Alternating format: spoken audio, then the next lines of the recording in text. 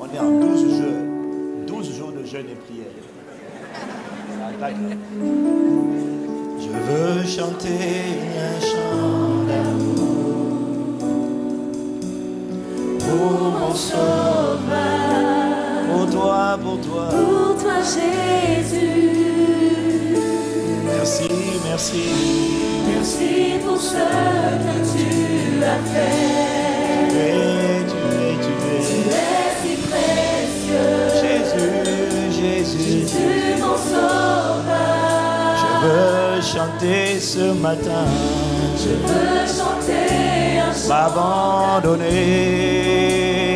entre tes mains. Pour mon sauveur. Je veux me livrer. Pour toi, Jésus. Et dire de tout mon cœur, merci, merci. Merci pour ce que rien n'est acquis. Non, non, non, non, non. Tu es si précieux. Jésus, mon sauveur. Je veux chanter. Je veux chanter un chant d'amour. Je veux chanter un chant pour toi, pour toi. Je veux te dire merci ce matin. Merci pour ce que tu as fait. Tu m'as aimé le premier. Tu es si précieux. Combien tu es. mon sauveur. Je veux chanter. Je veux chanter un chant d'amour. Pour mon sauveur. Que ma langue ce matin soit comme la plume d'un habile écrivain et qu'une mélodie sorte de mon cœur et non pas de mes lèvres. Jésus, je veux chanter,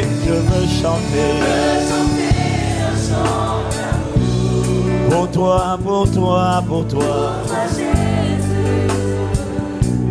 pour toi, Jésus. Merci. Quand je médite à ce que tu as fait, quand je médite au fait que tu m'as racheté de la puissance des ténèbres pour me transporter dans le royaume de ton Fils bien-aimé, je veux prendre le temps ce matin de chanter un chant et dire du fond du cœur merci. Le réveil ne m'a pas réveillé, c'est ta bonté. Ce sont tes compassions.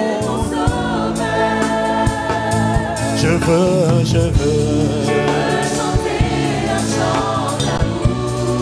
pour toi.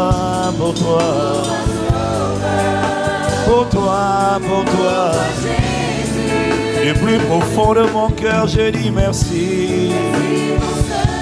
Tu m'as gardé, arraché au danger. Je suis heureux. Tu m'as donné ton nom. Je ne veux pas être ailleurs. Je suis heureux. Tu m'as donné ton nom. Non. Je ne veux pas être ailleurs. Je suis heureux. Je me sens reconnaissant. Oh non, Père. Un dimanche matin, je ne veux pas être ailleurs.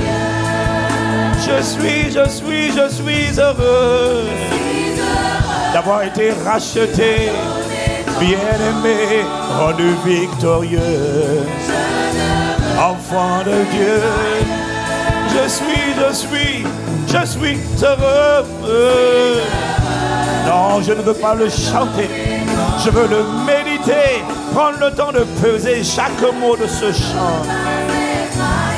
Que ce ne soit pas seulement une chanson, mais qu'il y ait un sentiment de gratitude, un sentiment d'humilité profonde. Je suis heureux de ce que tu ne m'as pas destiné à la colère, mais au salut et à la miséricorde. Par Jésus-Christ, merci, je suis heureux, reconnaissant. J'ai le passeport pour l'éternité dans la présence de Dieu. Je suis reconnaissant. Ce n'est pas un acquis. Mes bonnes œuvres, mes diplômes, mes accomplissements ne m'ont pas accordé cette grâce. C'est uniquement l'expression de la bonté, de la miséricorde de Dieu. Sauvé par grâce et non par les œuvres. Voilà pourquoi je suis heureux. Si l'on avait procédé à un vote, je n'aurais jamais été élu. Mais dans tes compassions et dans ton amour, tu n'as pas procédé à un vote. Dans ta souveraineté, tu m'as choisi avant la fondation du monde. Et tu m'as domicilié en Christ, positionné en Christ. Je ne l'ai pas mérité, je ne l'ai pas fait de moi-même. Je suis reconnaissant. Non, en retour, que pourrais-je te donner? Que pourrais-je te donner? Je suis heureux. Tu m'as donné ton nom, tu m'as donné ta nature, tu m'as donné ta justice. Un vêtement a été posé sur mon homme intérieur, pas à cause de mes œuvres, juste parce que tu m'as accordé la grâce de croire et d'entendre le son de ta voix et de dire: me voici, Père, je reviens à la maison. Je suis heureux. Tu m'as donné ton nom, non, non, non. Que dans tes mains, que dans tes mains. Je ne veux pas être ailleurs que dans tes mains.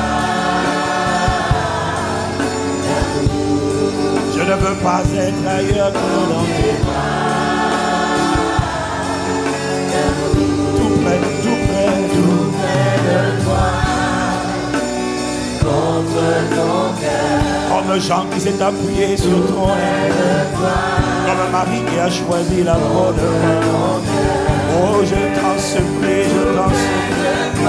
J'ai la volonté, mais pas la capacité de demeurer tout près, tout près, tout près, tout près. Alors enivre-moi, alors attache-moi, alors affermis-moi, alors enracine-moi, alors embrasse-moi, alors inonde-moi, alors déborde-moi, alors sature-moi, alors consume-moi, alors inonde-moi, inonde, inonde, inonde, inonde, inonde. Tout près, tout près, tout près, tout près. Ne me laisse pas où je suis, non, non. Allons, allons, allons, allons, allons. En eau profonde. Tout près, tout près, tout près, tout près. Tout près, tout près, tout près, tout près.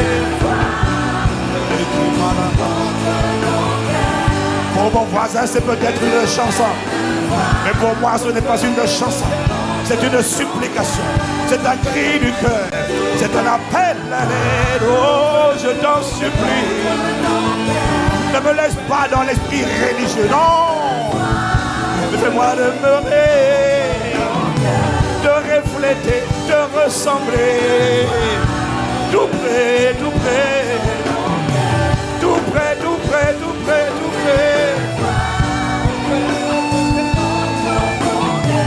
Tout près, tout près, tout près, tout près. Tout près, tout près, tout près, tout près. Tout près, tout près, tout près, tout près. Tout près, tout près,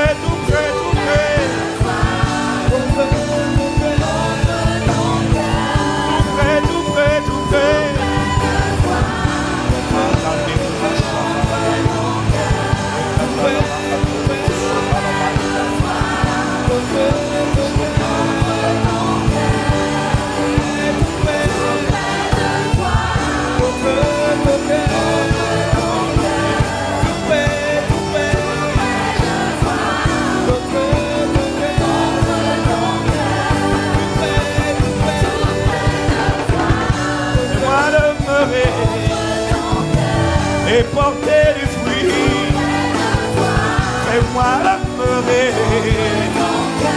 et ainsi mûrir, fais-moi demeurer et te ressembler tout près, tout près, tout près, tout près, tout près, tout près, tout près, tout près, tout près.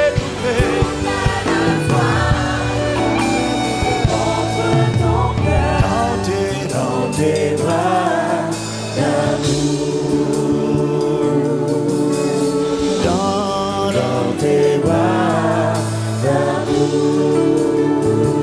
Te supplions, nous sommes nombreux à être sincères, nous sommes nombreux à être authentiques, nous sommes nombreux à le désirer, nous sommes nombreux à te supplier pour que tu le fasses en nous. Nous sommes nombreux, Père, à t'implorer, parce que nous voulons résider. Assieds-nous, fais-nous demeurer, être enracinés. Éduque-nous, Père, enseigne-nous, Père, entraîne-nous.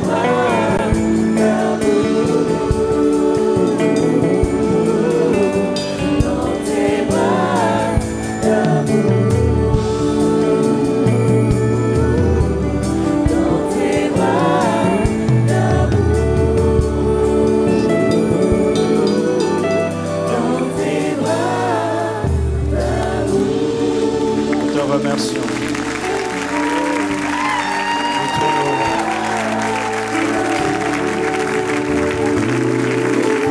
Père,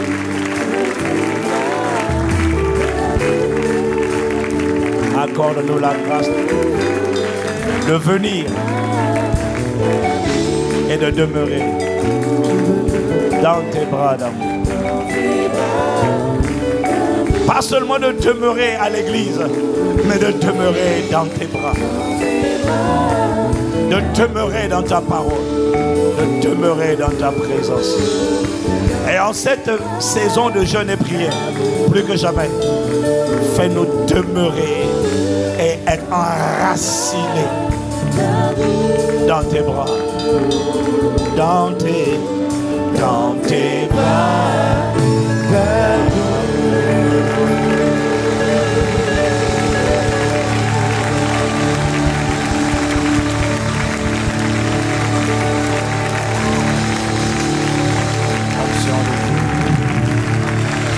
Esprit de Jésus,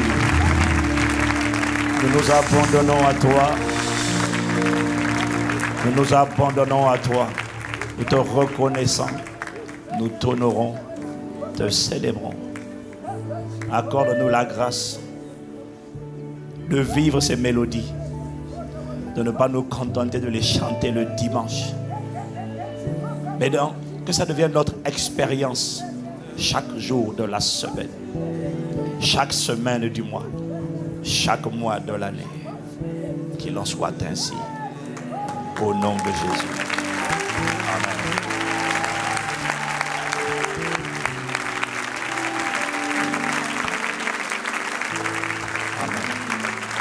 Bienvenue à Impact Centre Chrétien. Bienvenue à vous qui êtes en communion avec nous chaque dimanche sur Internet et qui êtes connectés sur la fréquence divine. Amen. Voilà, bienvenue à vous qui êtes prêts, à vous qui êtes loin. Nous sommes au bon endroit, nous sommes la bonne personne, dans la bonne époque.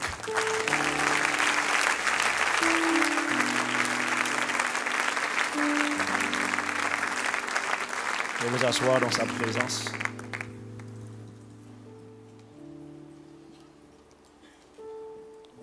Thank you, Father. Merci, Seigneur. Qui est content d'être en vie ce matin?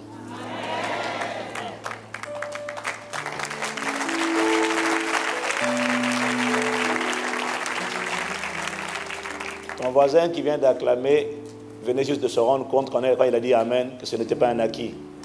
C'est pour ça qu'il a dit Amen et il accompagnait son Amen d'acclamation. Toi qui as juste dit Amen,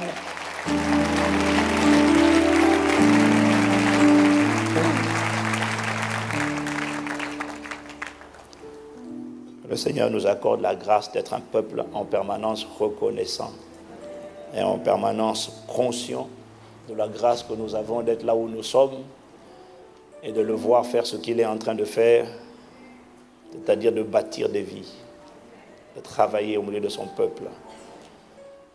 Quelqu'un me dit Amen. Amen. Nous sommes toujours en train de parler, je suis toujours sur la rétrospective jusqu'à fin janvier. On a commencé en décembre. On est en train de faire une rétrospective parce qu'on a vu tellement de choses en 2013 et en 2014 qu'il est important de prendre le temps de revenir sur ce qu'on a vu parce que la parole de Dieu n'est pas démodée, elle n'est pas obsolète. Tu n'as pas besoin de chercher la dernière parole fraîche. Si tu cherches la dernière parole fraîche, ouvre ta Bible. Tout ce que tu y lis est frais parce que la parole de Dieu est vivante. Dis Amen. Et en tout cas, j'ai reçu la conviction de continuer donc sur la rétrospective. Je suis sur la partie 3 aujourd'hui, de l'héritage au travail le plus important sur terre. Comment sommes-nous arrivés, où nous sommes arrivés? On a dit beaucoup de choses. Et parmi les choses qu'on a dites, je crois que maintenant, vous avez compris, nous avons tous compris, que la nouvelle naissance, le fait de naître de nouveau, est le point de départ avec Dieu. C'est là qu'on commence avec Dieu. On ne commence pas avec Dieu quand on va à l'église, on commence avec Dieu. L'histoire commence véritablement avec Dieu lorsqu'on est de nouveau, lorsqu'on reçoit Jésus dans notre vie comme étant notre Seigneur et notre Sauveur. Ce n'est pas seulement lorsqu'on fait la prière du salut, parce que beaucoup font la prière du salut mais ne croient pas dans leur cœur. Dans le salut, il faut 2 éléments. Il faut croire de tout son cœur et confesser de sa bouche. Je connais beaucoup de gens qui confessent de leur bouche. J'ai quelqu'un, il n'arrête pas de confesser, et puis à chaque fois, il se comporte comme un non-confessé. C'est-à-dire, lui, il n'a jamais reçu la semence de Dieu parce que son cœur n'était pas sincère dès le départ. Est-ce que quelqu'un me suit? Dis à quelqu'un, ne confesse pas uniquement. Quand je dis à quelqu'un, je m'attends à ce que tu dises à quelqu'un. Pas que tu me regardes. Dis à quelqu'un, ne te contente pas de confesser. Il faut croire de tout son cœur que Jésus est mort pour toi, pour te donner une vie nouvelle, appelée la vie abondante, et que tu le confesses maintenant de ta bouche. La Bible dit, c'est ainsi que tu seras sauvé. C'est important de comprendre ça. Si tu comprends ce que je suis en train de dire, si tu comprends ça, tu viens de comprendre pourquoi il y a des gens, ça fait 10 000 fois qu'il fait la prière du salut, ça fait 10 000 fois qu'il se comporte comme un vrai païen. Il n'a jamais reçu la semence de Dieu. Parce qu'une fois que tu as cru dans ton cœur et que tu as confessé de ta bouche, tu as reçu la semence de Dieu. Tu n'es peut-être pas transformé encore, mais au moins quelque chose se passe. Tu sais tout de suite, tu commences désormais à avoir la conscience du péché. Tu sais tout de suite, quand tu fais quelque chose de mal, tu te sens mal. Tu n'es pas parfait, mais tu sais que quelque chose t'est arrivé. Quand tu te comportes comme si rien ne t'était arrivé, je te confirme que rien n'était arrivé. Alors fais en sorte que ça arrive maintenant au nom de Jésus. Je n'ai pas entendu. Voilà. Parce qu'il y a quelqu'un qui va à l'église depuis 1970 ici, et il veut nous faire croire que lui, il connaît déjà Jésus. Calme-toi, mon ami. Donc, on a dit que la nouvelle naissance, c'est le point de départ avec Dieu. Ce n'est pas le but final, mais c'est le point de départ. La nouvelle naissance est le moyen par lequel Dieu redonne la vie à une personne qui était morte spirituellement. C'est le moyen par lequel Dieu réanime une personne qui était spirituellement inanimée. La nouvelle naissance, c'est le moyen par lequel Dieu accorde un passeport avec un visa pour le paradis, l'éternité au paradis, à une personne qui n'avait pas accès au paradis parce qu'elle était séparée de Dieu à cause de la séparation de son ancêtre Adam. Est-ce que quelqu'un me suit? Et donc on a dit que c'est uniquement après la nouvelle naissance que tu peux devenir un prétendant ou un candidat à la vie que Jésus est venu donner à l'humanité. Et cette vie s'appelle la vie, ou encore la vie abondante. Dis avec moi, abondante. Donc, on a vu que cette vie n'est pas une vie statique, que cette vie n'est pas une amélioration de ton ancienne vie, mais que cette vie est une vie nouvelle que tu n'as jamais vécue auparavant. Et c'est une vie qu'aucun être humain qui n'est pas né de nouveau ne peut vivre tant qu'il n'est pas né de nouveau. C'est-à-dire qu'un être humain naturel appelé Adam ne pourra jamais manifester la vie abondante. Et pour cause, il ne pourra jamais chasser les démons. Jamais. Un Adam va toujours fuir les démons ou négocier avec les démons. Jamais il chasse. Jamais. Quelqu'un qui n'est pas converti à Jésus, qui essaie de chasser un démon, c'est terrible pour lui.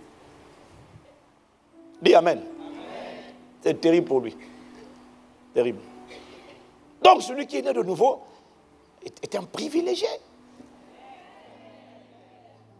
Dis-moi encore Amen. Donc, on a dit en 2013 et en 2014 que cette vie nouvelle, dis avec moi, c'est une vie nouvelle. Dis avec moi, c'est mon héritage. On a vu qu'elle est tout sauf automatique. Donc, on a parlé en 2013 et en 2014 des conditions pour posséder cette vie qui est notre héritage. On a commencé à parler, donc, on a parlé des conditions. La première chose, c'est que d'abord, il faut être conscient de ce que cette vie existe. Voilà pourquoi la dernière fois, je vous ai dit, on a lu la prière de Pierre dans Éphésiens, chapitre 1, au verset 18, où Paul prie pour l'église d'Éphèse, mais en fait, il prie pour le corps de Christ, et il dit, Seigneur, accorde-leur un esprit de sagesse et de révélation dans ta connaissance, afin que vous soyez, ce peuple soit conscient de l'espérance qui s'attache à son appel, et que ce peuple soit conscient de la richesse du glorieux héritage qui est en lui. Dis Amen.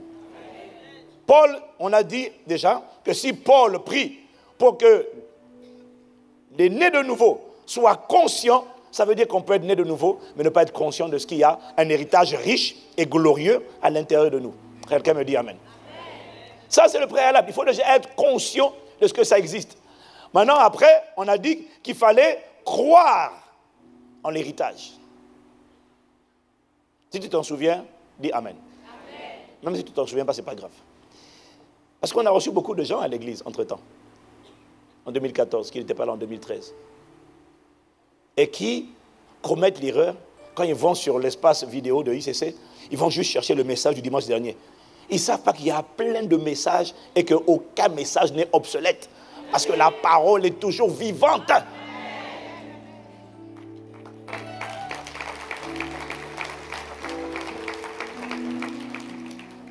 Tout le monde devrait faire de l'accompagnement. Je vais vous dire comment il faut faire l'accompagnement. L'encadrement. Quand tu veux encadrer quelqu'un, tu vois, tu es comme un médecin.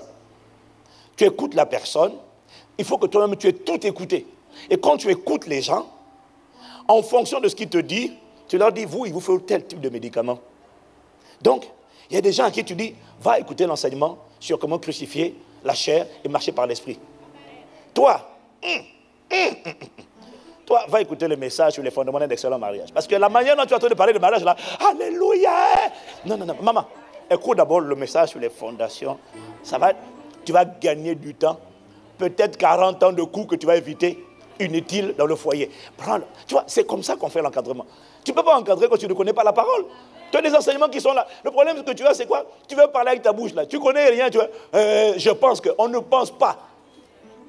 Va donner la parole. Si tu ne la connais pas, prends les enseignements, donne les enseignements.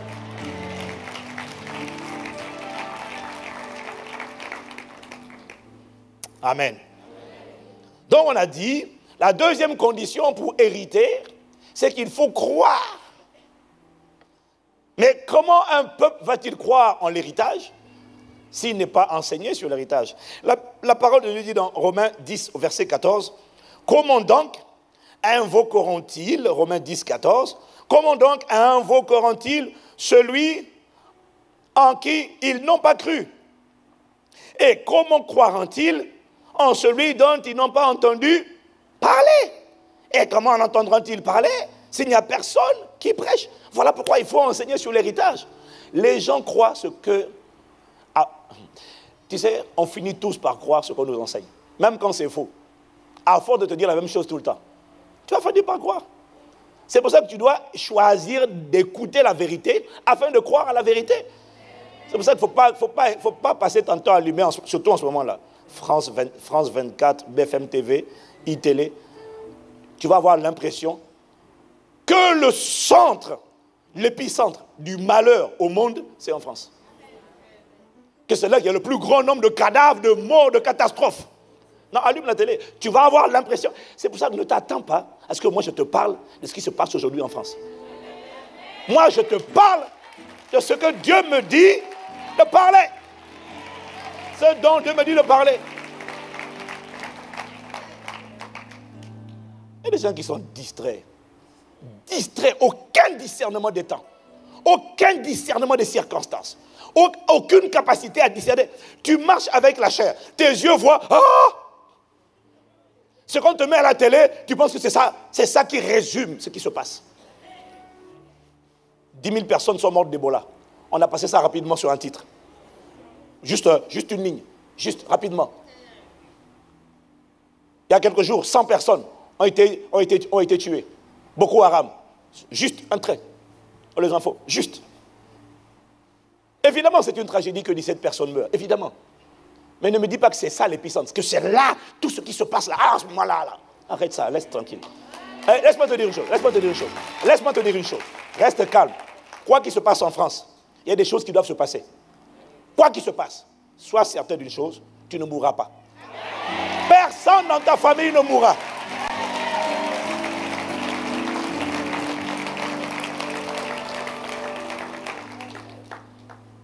Il faut prier pour la France. Et laisse-moi te dire une chose, on n'a pas attendu les actes de terreur pour prier pour la France. Donc ne me demande pas, mais parce que vous ne priez pas, je n'ai pas attendu ça pour prier. Je priais déjà avant, je prierai encore après. Maintenant, ce n'est pas parce qu'on prie qu'il n'y a plus de catastrophe. Si on prie, si tu sais... Bon, laisse tomber ça. Vraiment, la sagesse. Et la marche par l'esprit. J'en ai assez de népios qui marchent avec les 5 sens et qui veulent me donner des leçons de spiritualité. Comment je devrais prier? C'est le Saint-Esprit qui me dit comment je dois prier. Ce n'est pas BFM TV ni iTélé. Je ferme la parenthèse. Que tu dises amen ou pas, ça m'est égal. Avant de venir ici, j'ai dormi 2h45 de temps. J'ai prié tout le temps. Alors reste calme.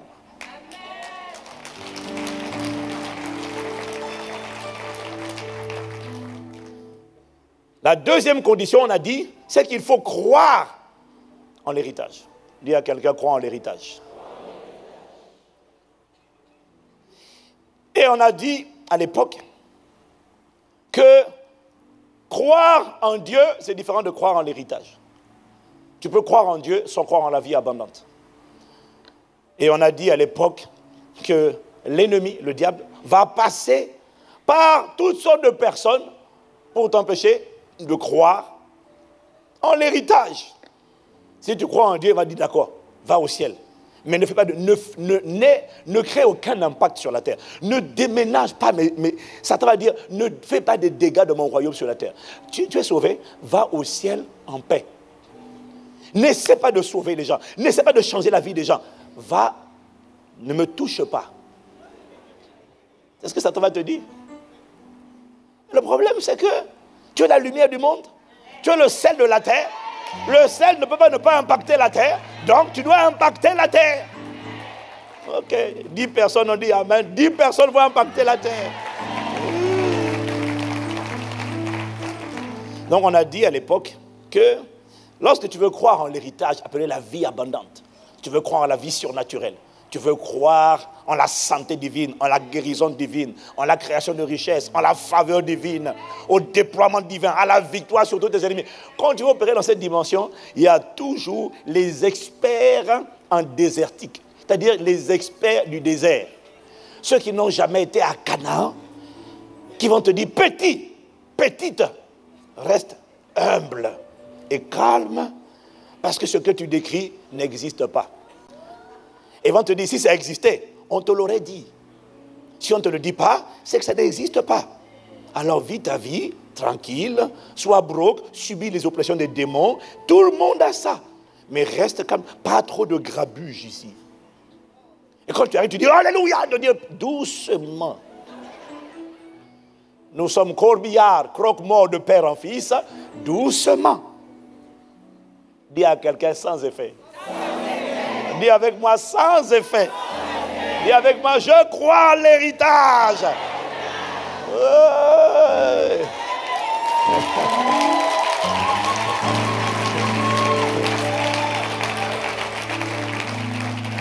C'est parce que nous croyons en l'héritage que nous sommes là où nous sommes et que nous sommes en train d'aller là où nous allons. Moi, je crois en l'héritage. Moi, je crois à un autre standard de vie. Moi, je crois en une vie qui fait la différence dans sa génération. Je crois en une vie où on voit Christ sur la terre, où on voit les œuvres de Christ, où on voit l'impact de Christ, où on voit la parole percer les cœurs, où on voit l'Église augmenter. Oui, je crois en ça. Je crois en ça. Je ne crois pas qu'on doive 50 personnes dans l'Église depuis 1950. Moi, je ne crois pas à ça. Je ne crois pas. Je crois que les gens ont soif de Dieu et que lorsque Dieu atterrit quelque part, les gens vont affluer. Je crois. Je crois en l'héritage. Je ne crois pas qu'on doit être oppressé, comprimé, déprimé. Non. Je crois en l'héritage. Dis Amen. Là, c'est la deuxième condition. Tu veux en savoir plus, va prendre l'enseignement. Mais je te dis que cet héritage-là n'est pas évident à croire. Satan va tout faire. Il va passer par les gens que tu connais, les gens que tu respectes. Ils vont te dire, depuis quelque temps, depuis que tu vas à ICC, tu deviens un peu arrogante. C'est ce qu'on vous enseigne à l'église? Oh là là! Qui a déjà eu ça? Ouh! Fais seulement ouh! Quand c'est comme ça, ne parle pas. Dis seulement excuse-moi. Parce qu'il ne faut pas argumenter. Il faut seulement dire grande. Merci. Ciao.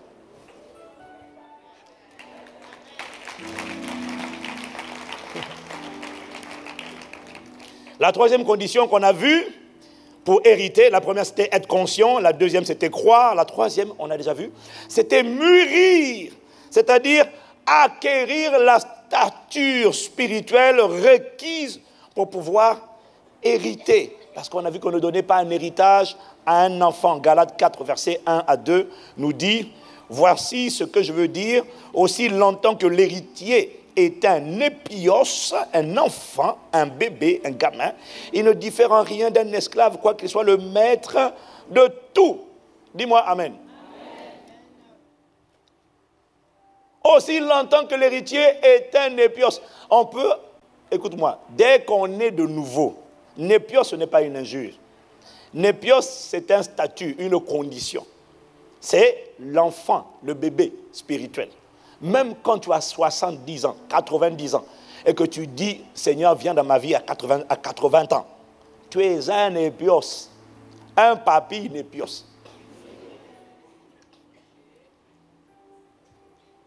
Spirituellement, on parle de l'esprit, dis Amen. Tout le monde commence népios, mais tout le monde ne doit pas rester népios. Tout le monde commence au niveau népios. Donc, la troisième condition, mais la troisième condition, là, c'est le goulot d'étranglement. C'est le nœud. C'est la clé des clés. Beaucoup arrivent à croire en l'héritage. Mais mûrir, ça, c'est l'étape, le stade où le diable attend tous ceux qui ont cru en l'héritage. C'est là que Satan dit, ah bon, tu arrives maintenant à croire en Dieu. Je n'ai pas pu t'en empêcher. Maintenant, tu crois en la vie abondante. Tu crois que tu peux chasser les démons. Tu crois que tu peux devenir un créateur de richesse. Tu crois que ta vie peut exceller. Tu crois qu'avec Dieu, tu peux faire des exploits. Attends, petit, tu ne passeras pas le cap de la maturité.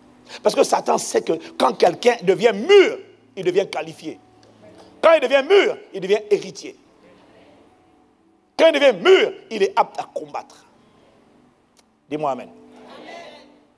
Mais c'est au stade de la maturité que Satan attend la plupart des chrétiens. Et malheureusement, je vous le dis toujours, le gars là, il est efficace quand même. Moi je vous dis, quand on parle du diable là, il faut être humble. Hein? On aime chanter. Oh, on va le... Ah! Moi je suis d'accord pour chanter, mais franchement, je ressens quand même beaucoup pas de retenue, d'humilité par rapport à ce que je connais, comprends, parce que j'ai compris que le gars là, il était là avant toi et moi. Quand tu vas quitter la terre là, il est encore là, mon gars. Et il est rusé. Il est malin. La plupart des gens qui chantent qu'il est sous leurs pieds là, il est sur leur tête ou dans leur cœur en train d'oppresser leur âme. Il est en train de polluer leur système de pensée. Il chante, il chante, il chante. Juste après, ils sont en train d'injurier quelqu'un. Mais tu montres que Satan te tient encore. Il chante, après il va dire, oh chérie, oh, c'est pas ta femme, c'est pas ton mari. Tu as chanté quoi? Bon, on ne parle pas des sujets qui fâchent aujourd'hui. Nous sommes dans l'amour du Seigneur, alléluia. Mais la maturité est l'étape cruciale avant l'héritage. C'est le cap que beaucoup de croyants n'arrivent pas à passer. Il m'a dit, la très grande majorité des nés de nouveau, au niveau de la maturité, sont des redoublants chroniques. Et vous savez c'est quoi le danger? Le danger c'est que beaucoup de chrétiens pensent avoir franchi, la plupart même, c'est de ça dont on va parler aujourd'hui, pensent avoir franchi le cap de la maturité spirituelle, alors qu'en fait, ils ont échoué aux examens, mais ils ne le savent pas. Ah, c'est quand même terrible ça, hein? Quelle ironie. Quelqu'un qui a échoué à un examen, mais lui, il est sûr qu'il a réussi à l'examen. Tu sais pourquoi? Parce qu'il s'est déclaré, il s'est auto-déclaré admis, parce qu'il n'a pas utilisé le barème d'évaluation de l'examinateur, mais il a utilisé son propre barème. Oh, mais ce n'est pas toi qui dois déterminer si tu es mature. C'est le Père qui doit déterminer si tu es mature.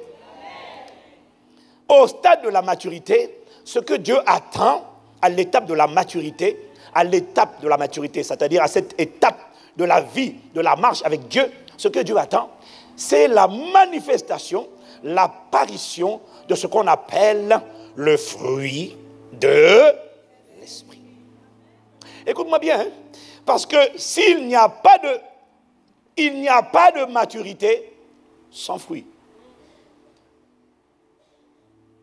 Pour parler de maturité, il faut qu'on voit le fruit. S'il n'y a pas de fruit, on peut parler éventuellement de croissance. Mais croissance n'est pas maturité. Maturité, il faut le fruit qui apparaisse. Et s'il te plaît, qu'il soit mûr. Sinon, ce n'est pas la maturité. Est-ce que quelqu'un me suit?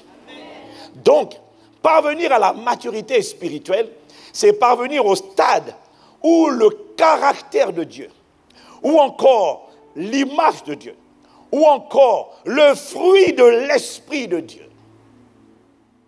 Parvenir à la maturité, c'est parvenir au stade où le fruit de l'Esprit s'imprime, se grave dans mon âme.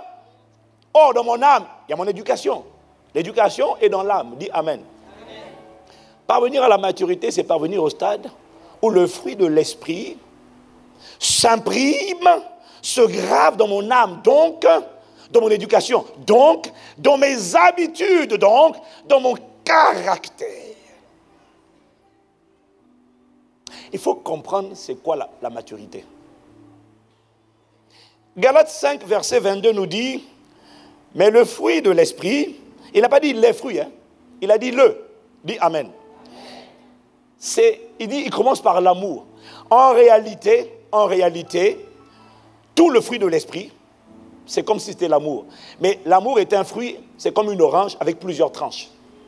Il y a la tranche de la patience, il y a la tranche de la bonté, il y a la tranche de l'humilité, il y a la tranche... en fait, comment je sais ça? C'est parce que quand tu lis 1 Corinthiens 13, il te décrit l'amour. L'amour est passion. L'amour ne cherche pas son intérêt. L'amour est comment encore? L'amour ne soupçonne pas le mal. L'amour croit tout. L'amour croit tout. Ça veut dire que dans l'amour, il y a la foi. L'amour espère tout. Ça veut dire que dans l'amour, il y a l'espérance. L'amour supporte tout. Ça veut dire que dans l'amour, il y a l'endurance. C'est comme un fruit unique avec différentes tranches. Donc, quand il dit ici, le fruit de l'esprit, c'est l'amour, en fait, même la joie est dans l'amour. C'est une tranche de ce fruit global qui s'appelle l'amour. Dis Amen. Mais le fruit de l'esprit, c'est l'amour. Attention, hein, il n'a pas dit c'est l'amour. En fait, là, c'est dit c'est l'amour. Mais il vient de dire c'est le fruit de l'esprit. En fait, ce que je veux te dire, c'est que c'est l'amour de Dieu. Ce n'est pas juste l'amour. Parce que tu pourrais dire, mais moi je l'aime. Non, non, non, non, non. On parle de l'amour de Dieu. Le fruit de l'esprit, c'est la joie. Mais sous-entendu, la joie de Dieu. On ne parle pas de la joie. On parle de la joie de Dieu. Celle qui ne dépend pas des circonstances. C'est vrai, tu n'as pas besoin de dire, est-ce que quelqu'un va demander en mariage? Non, non, non, non. Ça, ce n'est pas la joie de Dieu. Ça, c'est la joie du monde. Le fruit de l'esprit, c'est la paix de Dieu. Dis Amen. Dis Amen. On vient d'annoncer qu'il y a des attentats qui commencent en France. On espère que ça va s'arrêter. Mais si jamais ça continue, ça n'enlèvera pas ma paix. Parce que moi, ma paix, elle ne vient pas du monde. Elle ne vient pas de BFM TV. Elle ne vient pas de France 24. Ma paix vient de Dieu. Quoi qu'il arrive dans le monde. Tu as déjà vu Dieu paniquer? Maman Nangaye. Tu as vu Dieu faire ça? Pour ceux qui ne savent pas, Maman Nangaye, c'est ma mamie. Hein? Dieu est sur le trône. Mais le fruit de l'esprit, c'est la paix, la patience, l'endurance, la bonté, la bienveillance, ou encore l'amabilité, la foi, la douceur, la maîtrise de soi. Quelqu'un me dit Amen. C'est la manifestation de ce fruit de l'esprit dans l'âme, dans le cœur, qui est l'enjeu de ce qu'on appelle la restauration de l'âme ou encore la cure de l'âme.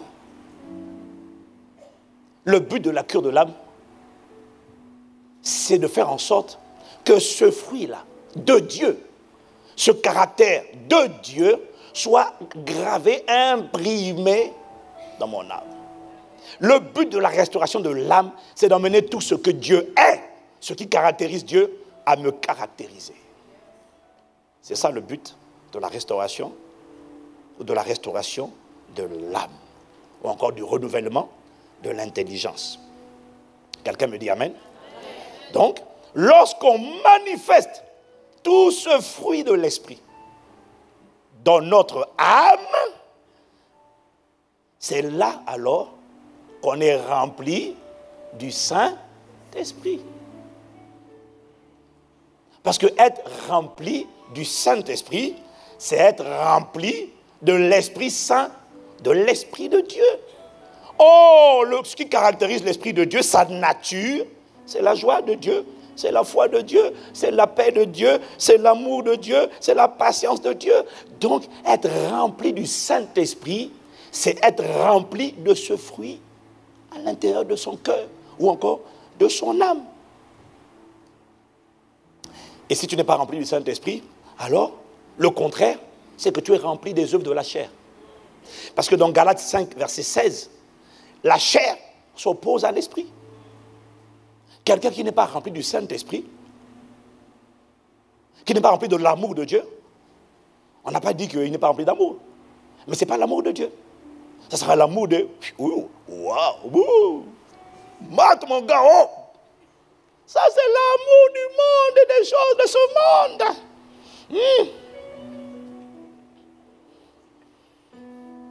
Donc, être rempli du Saint-Esprit, ce qu'on appelle la plénitude, n'a rien à voir avec le fait de parler en langue.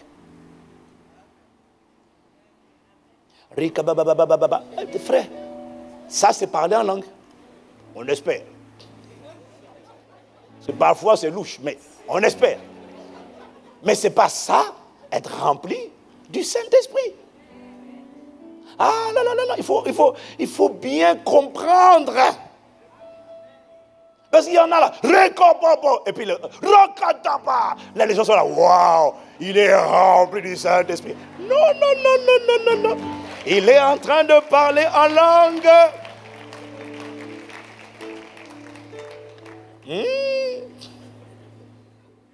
Tu peux parler en langue, mais dedans là, il y a l'amertume, il y a la colère, il y a la jalousie, il y a l'envie. Tu n'es pas rempli du Saint-Esprit. Tu es rempli de la chair et de ses passions et de ses désirs. Alors quelqu'un me dira, je ne comprends plus. Mais pourtant les disciples, lorsqu'ils ont été baptisés du Saint-Esprit, ils ont été parlés en langue. Et la Bible dit qu'ils furent tous remplis du Saint-Esprit. Amen. Et c'est vrai. Mais il m'a dit,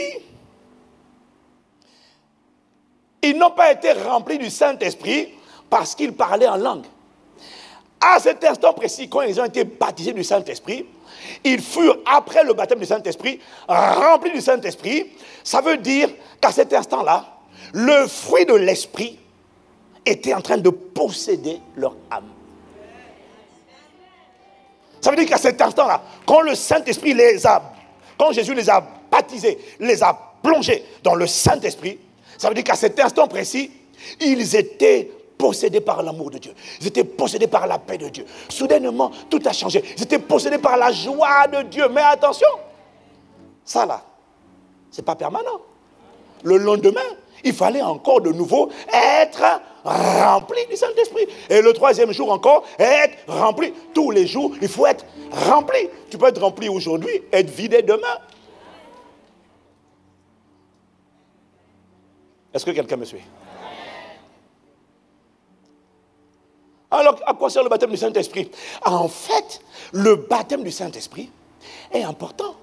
Il se manifeste par le parler en langue, mais il ne signifie pas que tu es rempli. Le baptême du Saint-Esprit, c'est pour t'aider à être rempli. Pourquoi? Parce que quand tu es baptisé du Saint-Esprit, tu reçois une puissance qui t'investit. Et cette puissance t'est communiquée. En fait, tu sais pourquoi? Parce qu'il y a des forces qui luttent à l'intérieur de toi pour t'empêcher de marcher par l'esprit. Ça s'appelle la chair. Il y a des forces qui luttent à l'extérieur. Ça s'appelle les démons et le monde. Et en fait, quand tu es rempli du Saint-Esprit, tu reçois une puissance qui te rend capable de dominer et de mater et les forces intérieures et les forces extérieures de manière à parvenir à ce qu'on appelle la plénitude. C'est-à-dire tu neutralises la chair, tu neutralises les autres de manière à ce que le Saint-Esprit puisse avoir le total contrôle. Le but du baptême, c'est d'en mener à la plénitude. Mais le baptême, parler en langue, ne produit pas la plénitude. C'est censé te donner la puissance pour dominer la chair, triompher du péché et des démons. Est-ce que quelqu'un me suit? Mon point est ceci. Être rempli du Saint-Esprit, ce n'est pas parler en langue. Le parler en langue, si tu as compris, parce que tu vois, le problème c'est la compréhension. Le parler en langue a été donné parce que quand tu parles en langue, la Bible dit celui qui parle en langue s'édifie lui-même. C'est pour donner la force, la musculation. À force de parler en langue, tu es censé te muscler. Et à force de muscler ton homme intérieur, dans la pensée de Dieu, c'était pour te rendre capable de prendre la chair et de la crucifier. De prendre le péché, de le dominer. C'est ça le but. Mais si le baptême du Saint-Esprit, le parler en langue, ne t'emmène pas à ce but, ça veut dire que toi, tu ne l'as pas compris. Pourquoi tu as reçu le baptême du Saint-Esprit? Même si ça fait mal,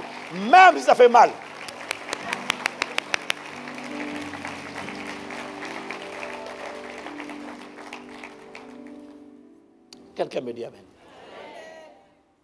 Demande à ton voisin, mais toi qui pries en langue souvent là,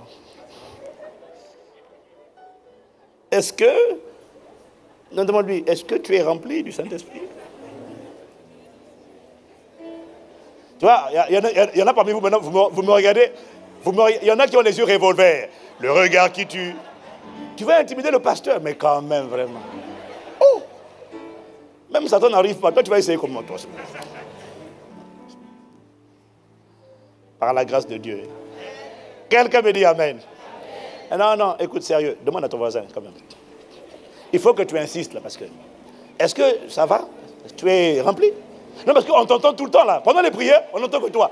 On n'entend que toi. Rico Bobo, Chaka Baba. Bon, excuse-nous.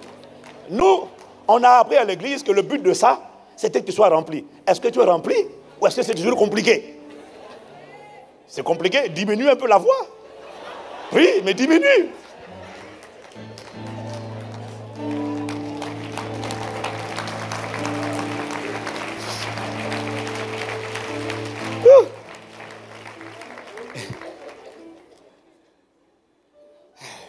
Dis avec moi la maturité. Oh, donc, la maturité spirituelle, c'est quitter le stade où on est né de nouveau, où on est né d'esprit, pour arriver au stade où on est rempli d'esprit. Dis Amen. Et donc, être rempli du Saint-Esprit, c'est parvenir au stade où on a dit, le fruit de l'esprit fait partie de mon... Il a tellement inondé mon âme, il imprègne tellement mes habitudes, que sans faire exprès, j'ai l'habitude de la paix de Dieu. J'ai l'habitude d'aimer les gens, même les plus détestables. Tu vois, ça doit imprégner les habitudes. J'ai l'habitude de croire. Même quand les gens... Moi je crois. Je crois que tout est possible. C'est marqué à l'intérieur de moi. Je crois.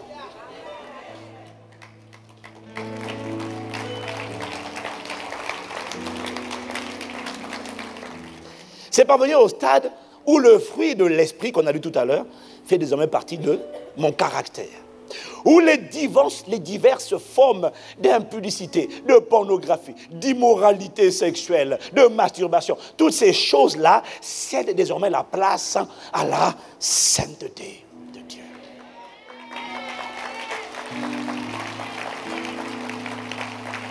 Si c'est ça, dans ce côté-là, dans ce domaine-là, tu es rempli du Saint-Esprit. C'est parvenir au stade où l'orgueil cède place à l'humilité de Christ. Où la colère charnelle cède place à la douceur. Si c'est ça, dans ce domaine-là, tu peux dire que tu es rempli du Saint-Esprit. Calme-toi d'abord, attends. C'est parvenir au stade où la méchanceté cède... Là, il y a des gens vraiment, ils sont... Oh là là. Ils ont entendu. Doucement, doucement. Attends, on n'a pas fini encore. C'est parvenir au stade où la méchanceté cède place à la bonté.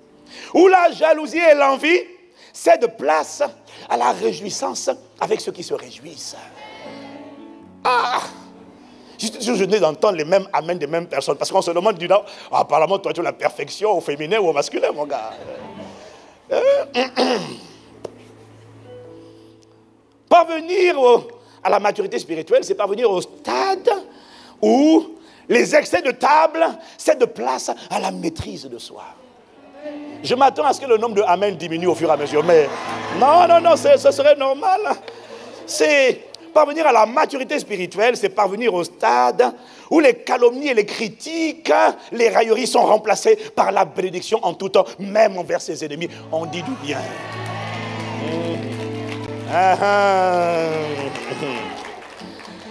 Parvenir à la plénitude du Saint-Esprit, c'est parvenir au stade où l'habitude de contrôler les gens par la manipulation ou l'intimidation, cet esprit de contrôle-là cède la place au respect du libre arbitre ou de la volonté d'autrui.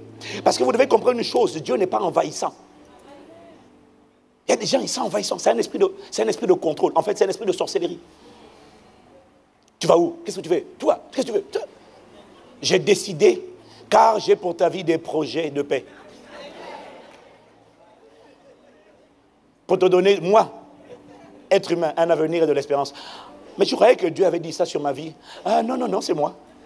J'ai préparé à l'avance qui tu vas épouser, ce que tu vas étudier, l'école où tu vas aller, quoi encore, tes fréquentations, je les sélectionne. Là, j'ai tout. Ça, c'est un esprit de contrôle. Mon enfant, je dois le suivre à la trace, à la seconde, je dois savoir où il est, ce qu'il fait.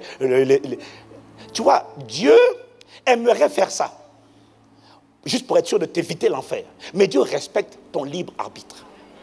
Parce que Dieu ne contrôle pas les gens. C'est l'esprit de contrôle, l'esprit de manipulation qui aime contrôler les gens. Lâche-le, lâche-la. Lâche. Laisse la personne. Même nous, parents, avec nos enfants, c'est pour ça qu'il faut beaucoup éduquer. Tu peux pas contrôler. Éduque les enfants. Mais après, laisse-leur, prie pour eux et laisse la grâce de Dieu travailler dans leur vie. Toi, c'est...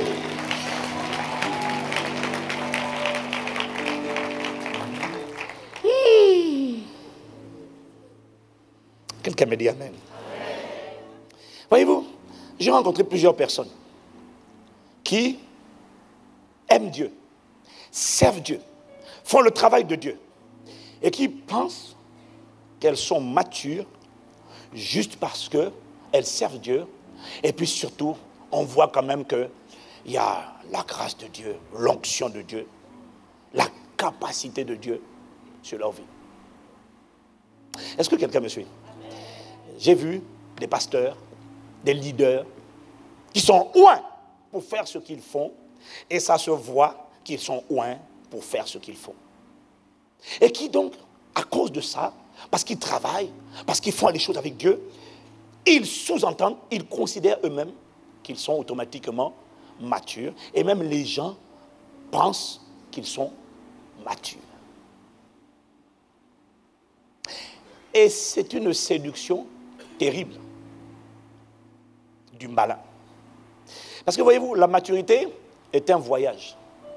C'est un processus qui vise à former, à façonner Christ au-dedans de nous. C'est un voyage. Et tu ne peux pas prétendre avoir atteint la destination. Parce que c'est tout un voyage qui dure toute la vie. Tu peux être rempli aujourd'hui, vide demain. Est-ce que quelqu'un me suit? D'où le titre de mon message d'aujourd'hui, que le Saint-Esprit m'a inspiré. Vous n'êtes pas aussi mature que vous le pensez. Appliqué à ta vie de manière personnelle, je dirais, tu n'es pas aussi mature que tu le penses. C'est subtil. Voyez-vous, à l'époque, j'étais persuadé qu'une personne qui prétendait aimer Dieu ne pouvait pas en même temps aimer les œuvres de la chair. J'étais convaincu que ce n'était pas possible. Je me disais, elle ment. Si elle dit qu'elle aime Dieu, en même temps elle aime Dieu et puis en même temps elle ment. Jusqu'à ce que le Saint-Esprit m'emmène dans les Écritures et j'ai découvert qu'il y a des personnes qui aimaient Dieu, mais qui aimaient aussi ce que Dieu a en horreur. À l'image de Salomon, 1 Roi chapitre 3, verset 3, Salomon aimait l'Éternel. Dis avec moi, il aimait l'Éternel. Et suivait les coutumes de David, son père. Dis Amen. Après, tu vas dans 1 Roi chapitre 11, verset 1. Le roi Salomon aimait beaucoup de femmes étrangères.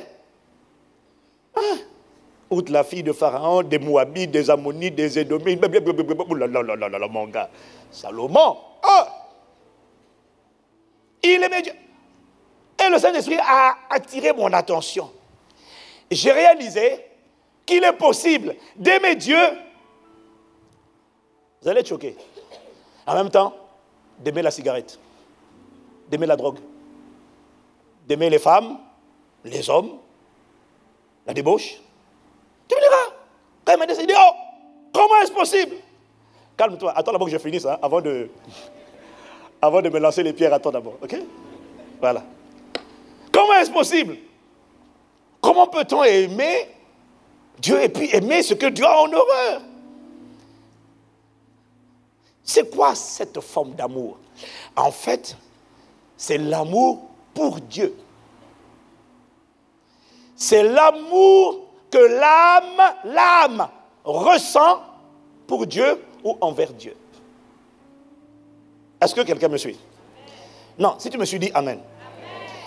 Tu vois, ce n'est pas l'amour de Dieu, c'est l'amour pour Dieu.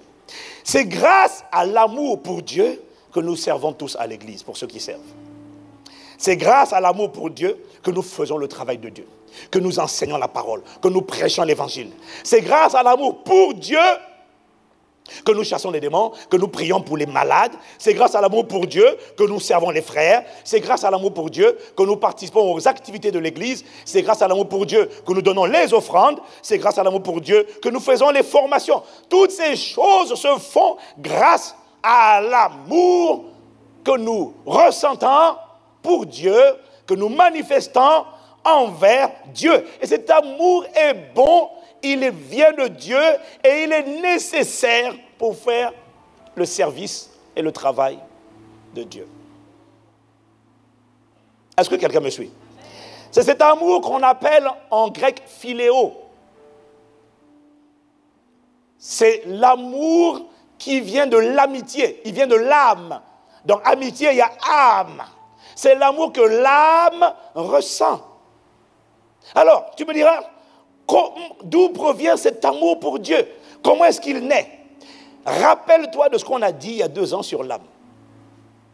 L'âme est amorale. L'âme n'a pas le sens du bien ou du mal. Dis Amen. L'âme ne choisit pas. L'âme subit ce à quoi tu l'exposes. L'âme finit toujours par aimer ce à quoi tu l'habitues. Que ce soit bien ou que ce soit mal. Si tu habitues ton âme à quelque chose, bien ou mal, même quand le gars c'est un tueur en série, ton âme va s'attacher à lui. Juste à force de parler, d'écouter, oh, mais c'est quelqu'un de bien, oh, mais vraiment, oh, mais c'est un menteur. Mais tu vas l'aimer quand même. Ton âme, pas toi, pas ton esprit, ton âme. Est-ce que quelqu'un me suit? Que ce soit bien ou mal, si tu baignes régulièrement dans un environnement, ton âme va finir par prendre plaisir à cet environnement et tu vas finir par aimer cet endroit. Parce que c'est dans l'âme que se forment les habitudes. Si tu me suis toujours, dis Amen. Ça veut dire quoi? Ça veut dire que si tu baignes dans l'environnement de la prière, dans l'environnement des formations, dans l'environnement de la louange et de l'adoration à l'église, à la maison, si tu baignes dans l'environnement de la communion fraternelle, tu baignes dans l'environnement des activités, des programmes de l'église, tu baignes dans l'environnement où on prie pour les malades, où on chasse les démons, tu sais ce qui va se passer. Ton âme va finir par aimer les choses de Dieu. Tu vas finir par trouver ça naturel. Tu vas finir par prendre plaisir. Une personne qui passe du temps à l'église est une personne en laquelle l'amour pour Dieu va augmenter. Une personne qui est rare ne ressentira pas cet amour augmenter en elle. Est-ce que quelqu'un me suit? Est-ce que quelqu'un me suit? Cet amour, je l'ai dit, c'est philéo. Donc, tout environnement, bon ou mauvais, auquel tu exposes ton âme va finir par éprouver de l'amitié. C'est ça, philéo. Tu sais, si tu t'exposes dans un environnement où on critique, on calomnie, on critique, on calomnie, on critique, on calomnie, Castanou, front mécanicien, front tireur, tout ça là, rose bonbon, sorcier, tout ce que tu veux. Tu sais, moi, je suis habitué à tout. On dit tout de moi. Oh là là, mon Dieu, j'en entends des vertes et des pas mûrs, tout. Si tu restes dans un environnement comme ça, au début, ça va te gêner. Mais à force de rester dedans et de juste écouter, oh, Castanou, ICC, pourri, oh là là. À un moment donné, ton âme va s'habituer aux calomnies et au commérage. Tu vas te rendre compte que finalement tu aimes ça. C'est pour ça que l'âme n'a pas de côté moral. L'âme est amorale. L'âme, elle prend tout ce à quoi tu l'exposes. Si tu me suis jusqu'à présent, dis Amen. En fait, c'est ce qui est arrivé à Salomon. Pourquoi il aimait l'Éternel? C'était philéo. Il avait de l'affection pour les choses de Dieu. Tu sais pourquoi? Parce que Salomon a grandi, a été bercé depuis son enfance à cause de son père, dans l'environnement de la louange, de l'adoration, de la prédication, des chants, des luttes, des tambourins. Salomon était tout le temps dedans. Comment veux-tu qu'il ne finisse pas par aimer l'Éternel? C'est ce qui va arriver à nos enfants à force de les garder à l'église. Voilà pourquoi il faut les amener à l'église. Il faut les amener aux veillées de prière. À force de faire ça, ce qui va se passer, c'est que nos enfants vont développer sans forcer, naturellement, l'amour pour Dieu. Ce n'est pas mauvais, c'est important. Dis Amen. Le problème, c'est que beaucoup se basent sur cet amour pour Dieu. Moi, je prêche, je suis pasteur. Moi, apôtre. Et toi, prophétesse. Le Seigneur veut te dire. Alors, beaucoup se basent sur ça pour déduire eux-mêmes qu'ils sont matures. Est-ce que quelqu'un me suit? Mais le problème, c'est comme Salomon. Il a grandi dans l'atmosphère de la présence de Dieu, mais il a aussi grandi où il voyait la polygamie à outrance. Il a grandi autour des femmes étrangères, des maîtresses de son papa. Il avait une maîtresse, deux maîtresses, trois femmes, quatre femmes. Salomon a dit non, un bon fils doit multiplier. Est-ce que quelqu'un me suit?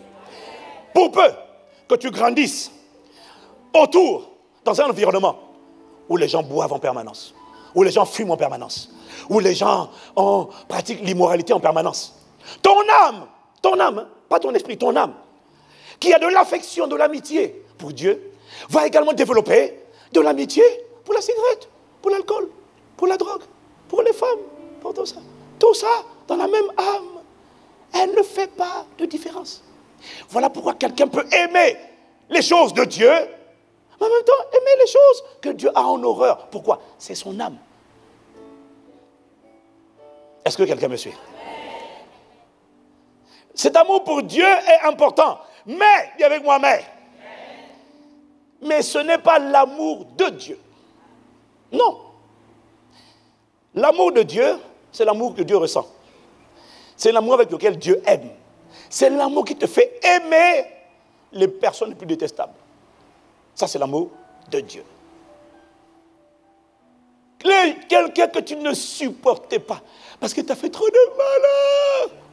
Quand l'amour de Dieu te remplit, tu as compassion de cette personne et tu es capable de dire au sujet de cette personne, Père, pardonne-la. Elle ne sait pas ce qu'elle fait.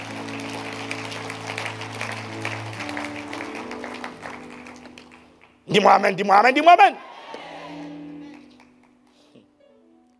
L'amour pour Dieu ne fait pas partie du fruit de l'esprit. Donc, cet amour ne permet pas de mesurer que quelqu'un est rempli du Saint-Esprit. Il ne permet pas de mesurer la maturité spirituelle. Parce que la maturité spirituelle, c'est être capable d'être rempli du fruit de l'Esprit, donc de l'amour, non pas pour Dieu, mais de l'amour de Dieu. Dis-moi amen. Ça veut dire quoi? Ça veut dire que tant que tu n'es pas capable, je le répète, de prier pour les gens qui t'ont fait du mal, tant que tu n'es pas capable de ressentir de la compassion pour ceux qui t'ont fait du mal, tant qu'il y a encore des gens à propos de qui tu dis, j'ai rien contre lui, mais je ne lui adresse plus la parole. Je ne lui parle plus. Ça veut dire que tu n'es pas rempli de l'amour de Dieu. Ça veut dire que tu n'es pas aussi mature que tu le penses.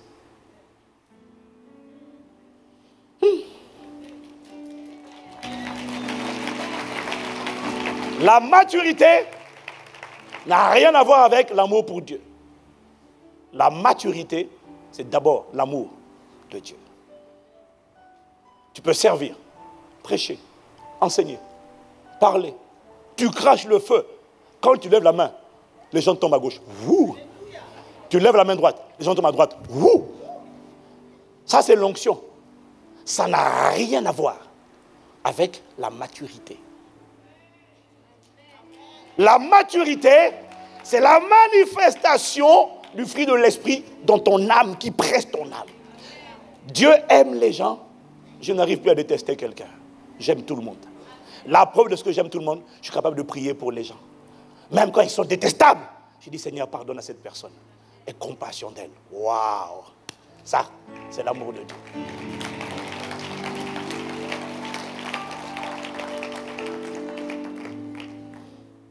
Quelqu'un me dit amen.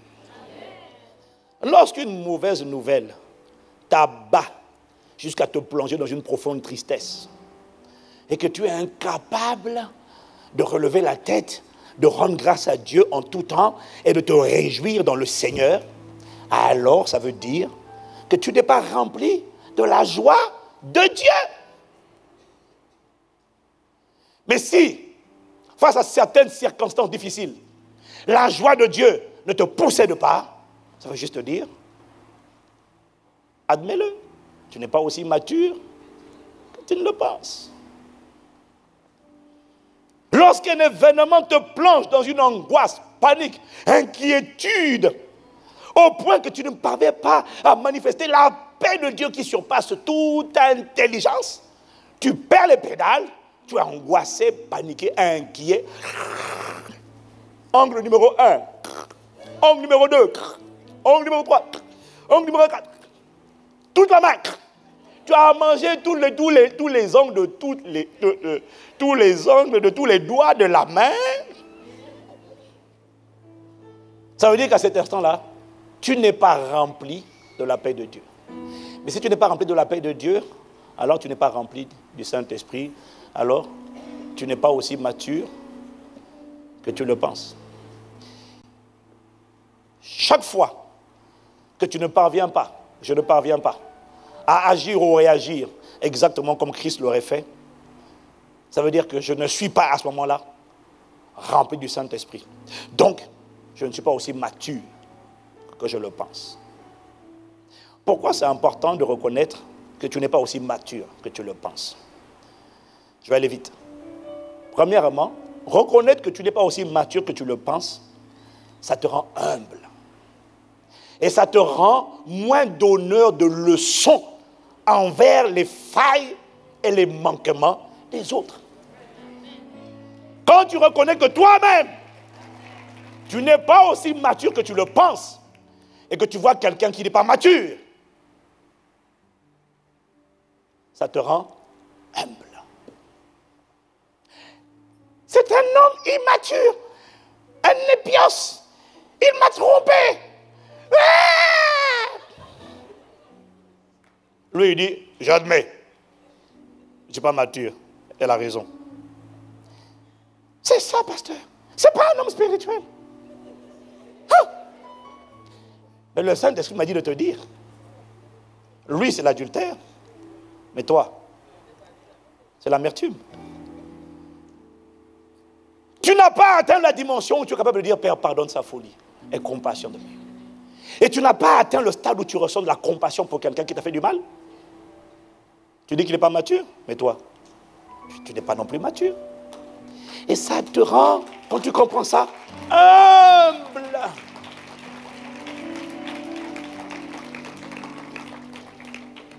Oh, dis-moi amen. Matthieu 7, verset 4.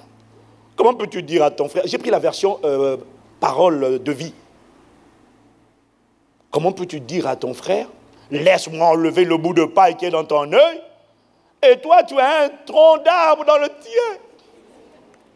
Parce que lui, ce qu'on parle de paille, de poutre, les gens ne comprennent pas. Ils disent ça, on ne comprend pas. C'est pour ça que j'ai pris ça. Laisse-moi enlever la paille, juste un petit bout. Mais toi-même chez toi, c'est un tronc.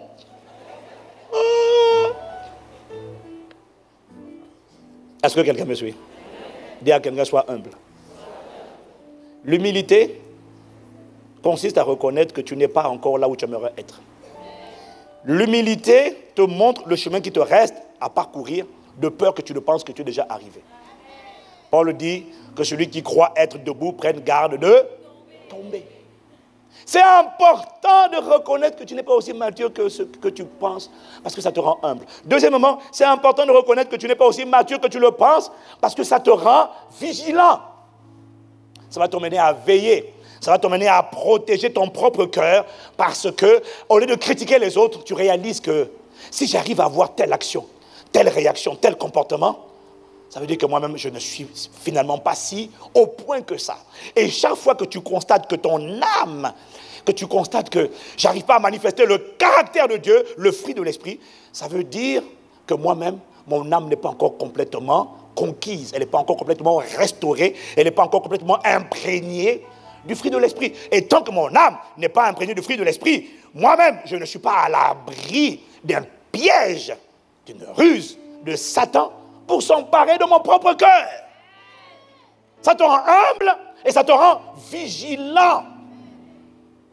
Pierre n'était pas vigilant. Il croyait qu'il était ce qu'il n'était pas. Et quand il a renié, il a pris un coup. Au point qu'il est reparti dans le monde. Tellement ça l'a abattu. Pourquoi? Il se prenait pour ce qu'il n'était pas. Troisièmement,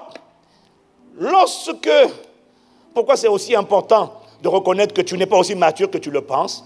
1, ça te rend humble. 2, ça te rend vigilant. 3, reconnaître que tu n'es pas aussi mature que tu le penses, ça t'aide à continuer d'exercer une pression sur ta chair pour la crucifier et une discipline sur ton âme pour l'amener à obéir à la parole de Dieu.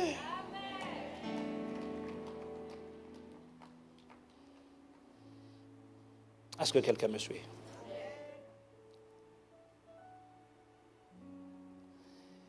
Lorsque tu deviens irritable, au point de dire à propos d'une personne, je ne lui adresse plus la parole, je ne la supporte plus, il m'a trop déçu, trop immature, il m'a dit, c'est toi qui n'es pas rempli de l'amour de Dieu. Parce que si tu étais rempli de l'amour de Dieu, cet amour t'aurait rendu capable de supporter cette personne. Exactement comme Dieu te supporte toi, avec tes hauts bas. Alors, tu vois, mon frère, ma soeur, tu peux opérer avec puissance. Quand tu chantes, quand tu pries, quand tu parles, waouh, les gens disent, waouh, quelle grâce. Ça, c'est l'onction. Dis amen.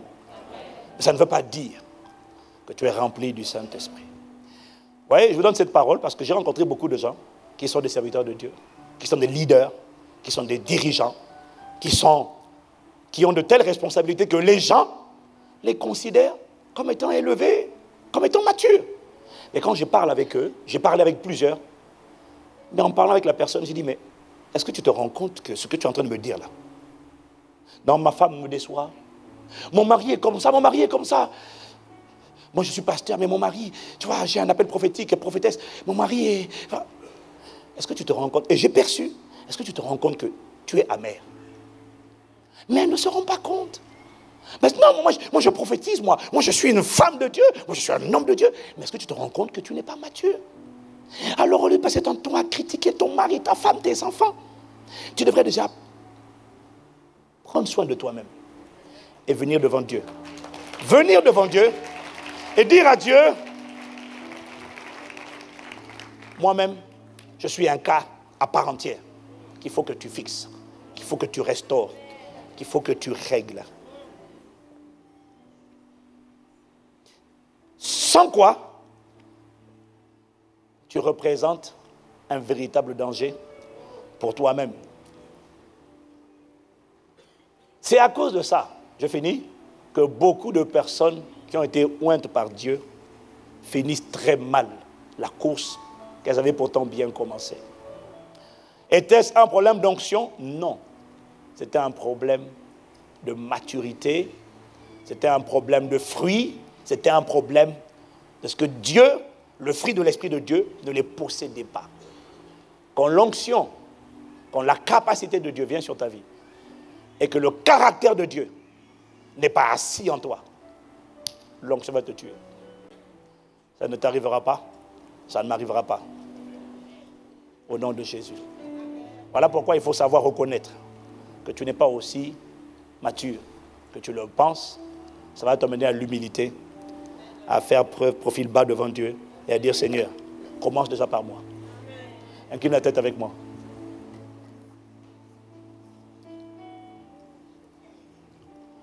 Je te donne tout de moi. Je me livre à toi, Seigneur. Je te donne tout de moi. Je me livre à toi, Seigneur. Je ne viens pas comme un donneur de leçons. Je te donne, je suis un cas à part entière. Je suis un dossier que tu dois fixer, une âme que tu dois restaurer. Je me livre.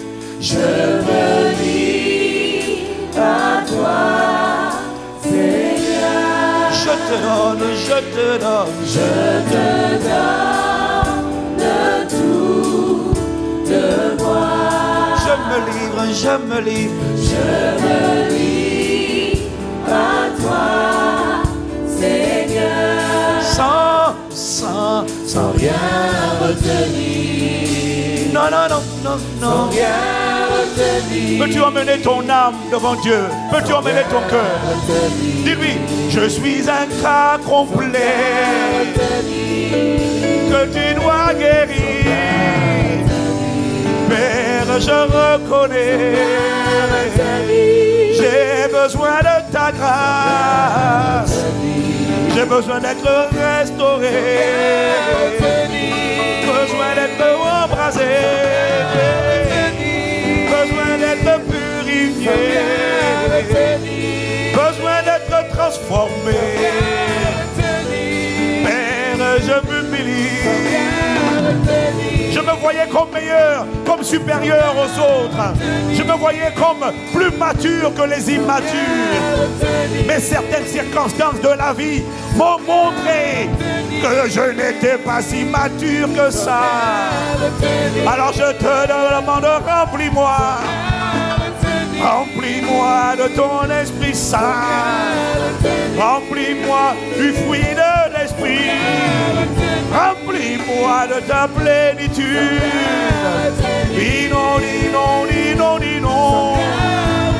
Déborde, déborde, déborde, déborde. Sature, sature, sature.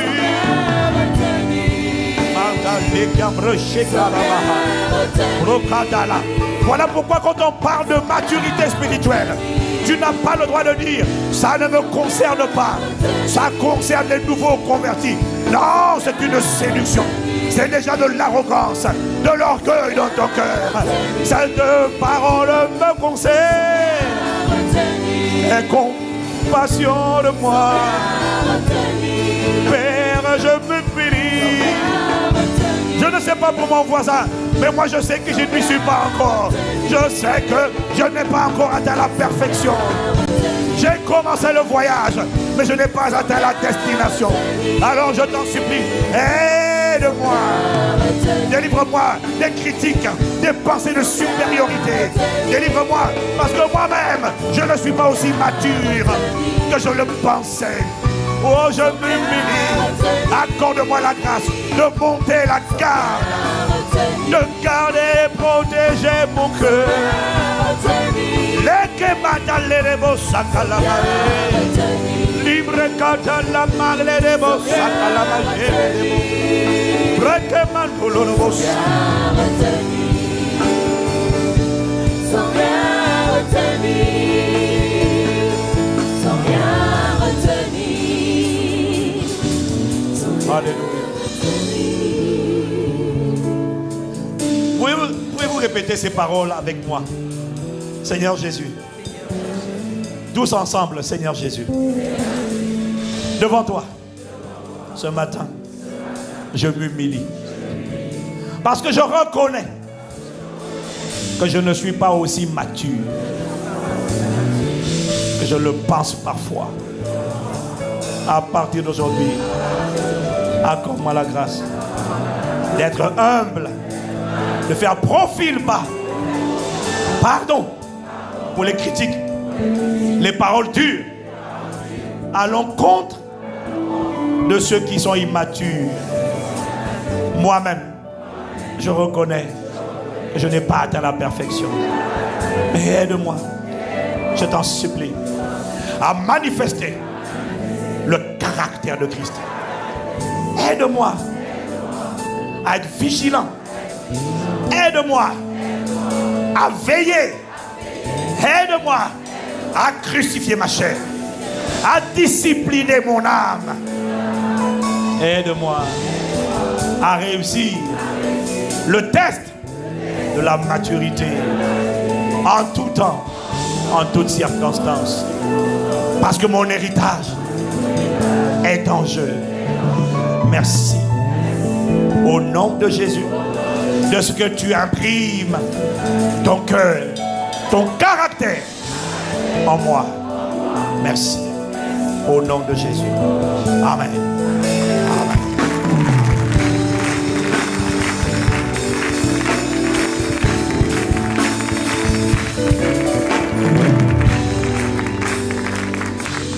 Excusez-moi, je sais que l'heure est avancée. Mais y a-t-il une personne qui a envie de dire: moi, je veux recevoir Jésus dans ma vie. Je veux que Jésus vienne dans ma vie. Une personne, soit tu veux abandonner la foi, soit tu veux simplement commencer avec lui. Peut-être que tu es allé à l'église, tu es religieux, mais tu dis: je veux naître de nouveau. Je veux expérimenter la nouvelle naissance. Y a-t-il une personne qui lève la main? Qui lève la main? Lève la main. Je sais qu'il y en a, lève la main. Une personne qui dit que Jésus vienne dans ma vie. Tout à l'heure, pasteur, vous avez dit que tout commence avec Dieu par la nouvelle naissance. Je veux commencer par la nouvelle naissance. Est-ce que les autres peuvent incliner la tête simplement? Je vais voir les mains levées. Une personne.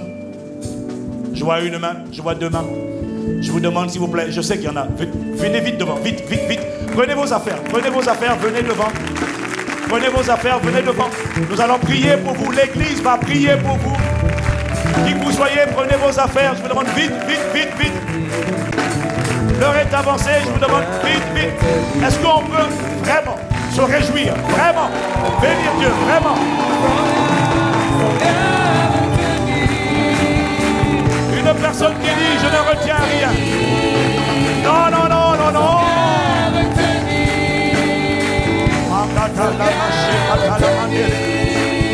Non, non, non. Je te livre toute ma vie. Esprit à mes corps. Est-ce qu'on peut donner une acclamation pour le Seigneur?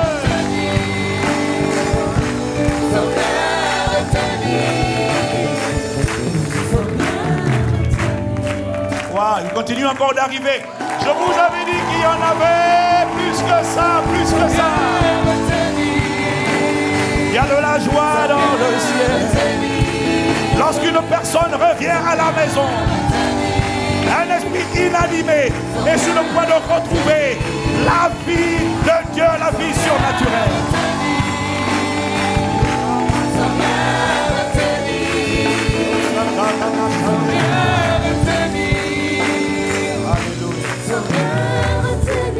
Wow. Nous sommes ravis de vous voir là-devant. Et le cœur de Dieu se réjouit. Cette décision, oser lever la main comme vous l'avez fait, venir devant, est un acte de foi. Jésus est fier de vous. Satan est en colère. Mais le cœur du Père de Dieu se réjouit. Et le Père dit: c'est trop tard. C'est trop tard.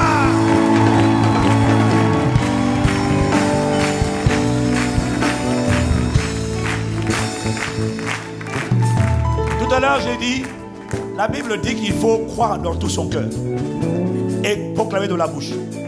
Je vais vous demander de répéter avec moi cette prière par laquelle vous proclamez, confessez de votre bouche. Vous demandez à Jésus de venir. Amen. Alors tout le monde va incliner la tête. Vous aussi vous inclinez la tête, on ferme les yeux et vous répétez ces paroles avec moi. Toute l'église va les aider. Seigneur Jésus, j'ai entendu ta parole. Je reconnais que je m'étais éloigné de toi. Pardon pour mes péchés. Je crois. Répétez plus fort. Je crois de tout mon cœur que tu as donné ta vie pour moi et que tu veux me donner la vie éternelle, la vie abondante. Aujourd'hui, je fais le choix de t'inviter. Viens dans ma vie. Sois mon sauveur. Sois mon Seigneur. Réécris l'histoire de ma vie. Change-moi et accorde-moi la grâce de vivre la vie que tu as réservée pour moi. Au nom de Jésus. Amen. Amen.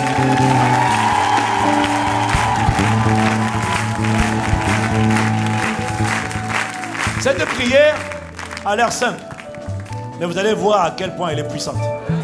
Ce que je vous demande maintenant, nous allons vous accueillir, on va prendre juste vos coordonnées. Et on va vous demander de faire la formation Bienvenue dans le royaume qui va vous expliquer la profondeur de ce que vous venez de faire. Sachez une chose, à partir d'aujourd'hui, vous n'êtes plus les mêmes personnes. Vous avez disparu des écrans radars du royaume des ténèbres. Et vous êtes réapparus dans le royaume de Dieu. Est-ce qu'on peut suivre à gauche? Est-ce que vous pouvez suivre? On va prendre vos coordonnées. On acclame, on acclame, on acclame, on acclame, on acclame, on acclame. On acclame, on acclame, on acclame, on acclame.